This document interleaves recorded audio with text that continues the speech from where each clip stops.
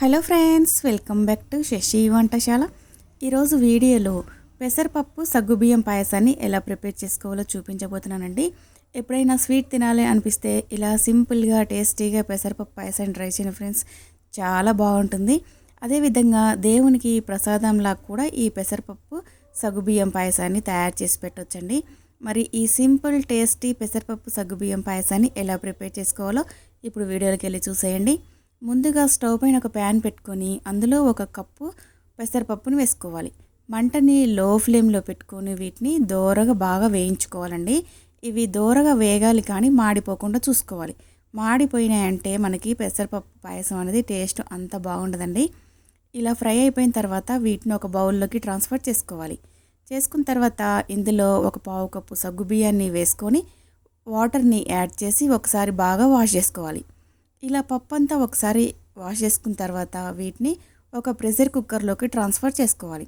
పప్పు అంతా కుక్కర్లో వేసుకున్న తర్వాత మనము ఏ కప్పుతోనైతే పెసరపప్పు తీసుకున్నామో అదే కప్పుతోని 3 కప్పుల వాటర్ని వేసుకోవాలి. వేసుకున్న తర్వాత ఇప్పుడు మూత పెట్టి స్టవ్ పైన పెట్టుకొని 3 విజిల్స్ వచ్చే వరకు ఉడికించుకోవాలండి. ఇక్కడ నేను పెసరపప్పు సగ్గుబియ్యం ఉడికిన తర్వాత చూపిస్తున్నానండి. ఇలా చాలా మెత్తగా ఉడికించుకున్న తర్వాత దీన్ని రుబ్బాల్సిన అవసరం లేదండి. ఇలా ఒకసారి కలుపుకుంటే సరిపోతుంది. ఇలా ఉడికించుకున్న పెసరపప్పుని ఇప్పుడు పక్కన పెట్టుకుందామండి. నెక్స్ట్ మనం స్టవ్ పైన ఒక బౌల్లో 1/2 లీటర్ పాలను వేసుకొని పాలని ఇలా మరిగించుకొని ఇప్పుడు స్టవ్ ఆఫ్ చేసుకొని ఈ పాలను పక్కన పెట్టుకోవాలి. నెక్స్ట్ మనము స్టవ్ పైన ఒక ప్యాన్ పెట్టుకొని అందులో మనము ఏ కప్పుతోనైతే పెసరపప్పును తీసుకున్నామో అదే కప్పుతోని 1 కప్పు బెల్లాన్ని వేసుకోవాలి. ఇందులోనే పావు కప్పు వాటర్ని కూడా వేసుకొని ఈ బెల్లాన్ని పూర్తిగా కరిగించుకోవాలండి. బెల్లం అనేది పాకం రావాల్సిన అవసరం లేదండి.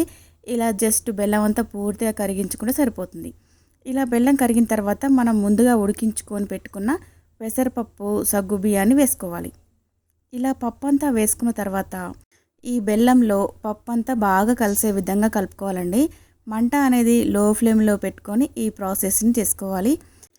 ఈ పప్పు అనేది ఉండలు లేకుండా ఇలా బాగా కలిసే విధంగా కలుపుకోవాలి.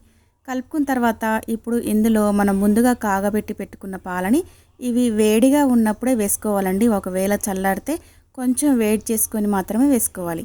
చల్లారిన పాలను వేసుకుంటే పెసరపప్పులో సరిగ్గా కలవదండి.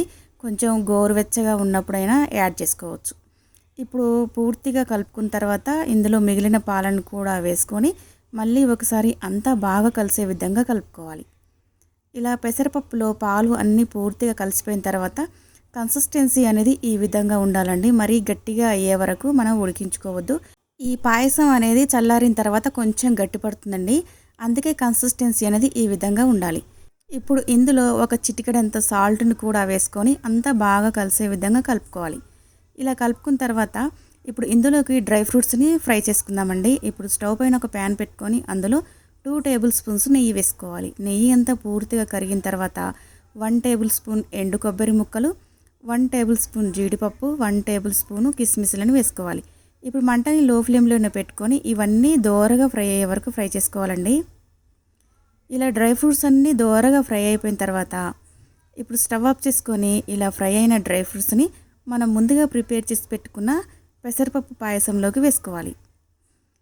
ఇలా వేసుకొని ఇది అంతా బాగా కలిసే విధంగా కలుపుకోవాలండి. ఇలా కలుపుకున్న తర్వాత ఇప్పుడు స్టవ్ ఆఫ్ చేసుకొని ఇప్పుడు ఇందులో చివరిగా 1 టీ స్పూన్ యాలకుల పొడిని కూడా వేసుకోవాలి. వేసుకున్న తర్వాత ఇది అంతా బాగా కలిసే విధంగా కలుపుకోవాలండి. అంతేనండి, ఎంతో టేస్టీగా ఉండే పెసరపప్పు సగ్గుబియ్యం పాయసం రెడీ అయిపోయింది.